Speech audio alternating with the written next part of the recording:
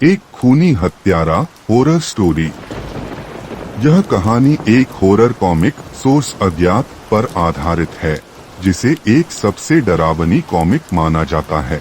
इसमें एक छोटा लड़का होता है जिसे शक होता है कि उसका पिता शायद एक हत्यारा है। मुझे याद है वह क्रिसमस जब मैं 8 साल का था। यह मानो ऐसा लगता है जैसे यह कल की ही बात हो। मुझे याद है कि किस तरह से मैं अपनी माँ के द्वारा बनाई गई पुरानी रजाई के अंदर बड़ी शांति से लेटा हुआ था। मैं पूरी तरह से जगा हुआ था और आती हुई आवाज़ों को सुन रहा था, जिन्हें मैं अच्छी तरह से पहचानता था। दरवाजे के बंद होने की आवाज़, धड़ाम, मेरे पिता के जूतों की सीढ़ियों पर चलने की आवाज़, टक टक टक, और उस दिन की वह आवाजें अभी भी मेरे अंदर डर भर देती हैं। उसके बाद मेरे पिता मेरे दरवाजे से गुजरे और हॉलवे की लाइट से उनकी परछाई मेरे कमरे की दीवार पर पड़ी और साथ में उनकी कुल्हाड़ी की परछाई जो उनके हाथ में थी। मैं यह बात तो नहीं जानता कि वो उन कुल्हाड़ी का क्या करते हैं, पर वह कुल्हाड़ी हमेशा ही उनके हाथों में होती है। अगली सुबह मैं हमारे किचन में बैठकर खाना खा रहा था। तब मैंने अपनी माँ से धीमी आवाज में पूछा कि माँ, पिछली रात पिताजी कहाँ थे? उन्होंने बस अपनी उदास आंखों से मेरी तरफ देखा। मैं उनकी आंखों में जो दर्द था उसे कभी नहीं भुला पाऊंगा, पर उन्होंने एक शब्द भी नहीं कहा। ब्रेकफास्ट के बाद मैं अपने फार्म के कामकाज में लग गया। मेरे पिता ने फार्म में कभी भी ज्यादा काम नहीं किया, वह हमेशा ही दूसरे कामों में व्यस्त रहते थे। यह बात उन ठंडी और हवादार सुबहों की है जब बर्फ पड़ना शुरू ही हुई थी।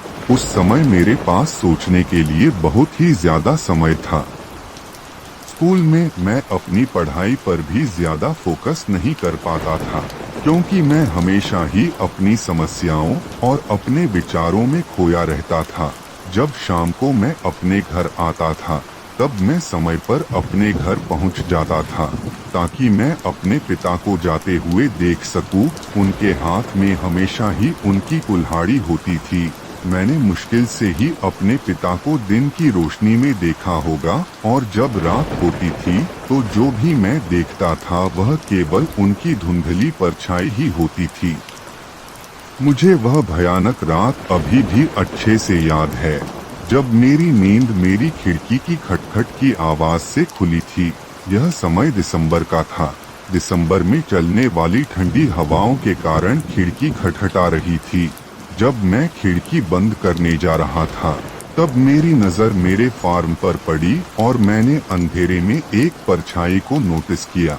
यह मेरे पिताजी की परछाई थी, जो किसी चीज को जानवरों के फीड बॉक्स, जानवरों को चारा डालने वाले बॉक्स में डाल रहे थे। मैं वापस से अपने बिस्तर पर आया और उस पर लेट गया। जो मैंने देखा था उससे मैं हैरान था। आखिरकार मुझे नींद आ गई, पर यह ठीक तरह की नींद नहीं थी। मेरे कहने का मतलब, मैं सही से सो नहीं पाया था।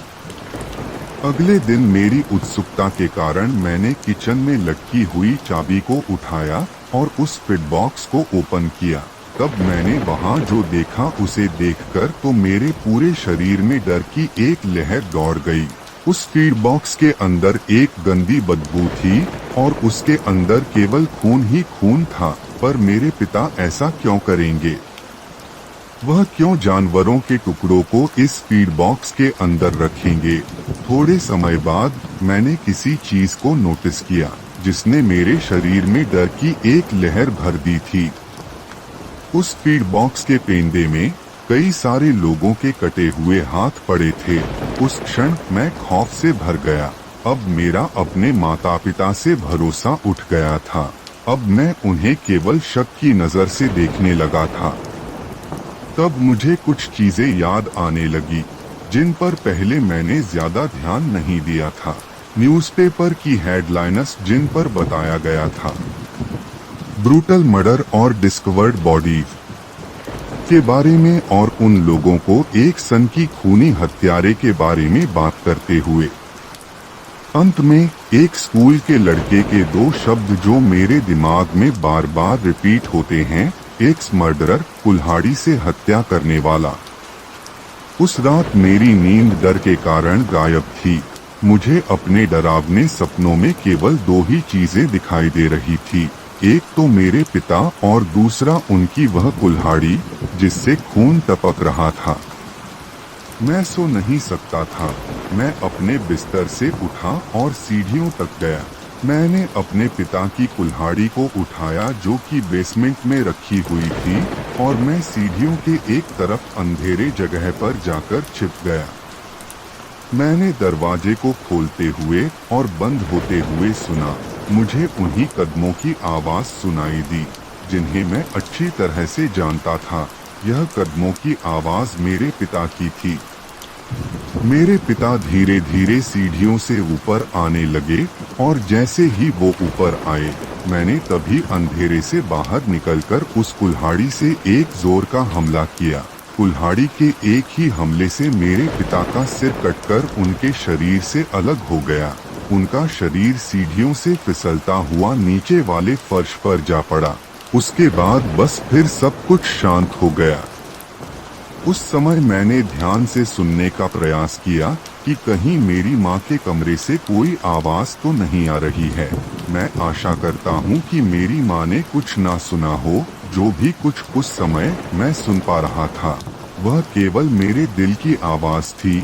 मैंने अपने हाथों की तरफ देखा। मेरे हाथ कांप रहे थे, और इन सब के अलावा वहाँ कुछ भी नहीं था। मैंने एक आखिरी बार अपने मरे हुए पिता की तरफ देखा। उसके बाद मैं अपने कमरे में चला गया। अगली सुबह मुझे कई सारे लोगों की आवाज सुनाई दे रही थी जो कि मेरे हॉलवे में से आ रही थी। मैंने धीरे धीरे सीढ़ियों से नीचे की ओर देखा। कुछ पुलिस वाले मेरे मरे हुए पिता के शरीर के आसपास जमा थे। मेरी माँ उनके एक ओर खड़ी थी, चुपचाप। वह सब कुछ देख रही थी। किसी ने भी मुझ पर ध्यान नहीं दिया, पर जब मेरी माँ ने मेरी ओर देखा तो उन्होंने मुझे नोटिस किया। वह जब मेरी तरफ देख रही थी तब उन्होंने बहुत ही खामोश तरीके से मेरी तरफ अपनी पलक झपकाई।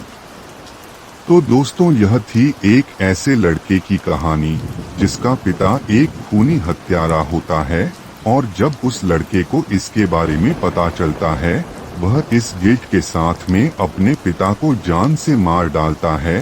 दोस्तों, यह कहानी एक काल्पनिक कहानी है, और यह कहानी एक हॉरर कॉमिक्स से ली गई है जिसे एक समय में सबसे हॉरर कॉमिक माना जाता था।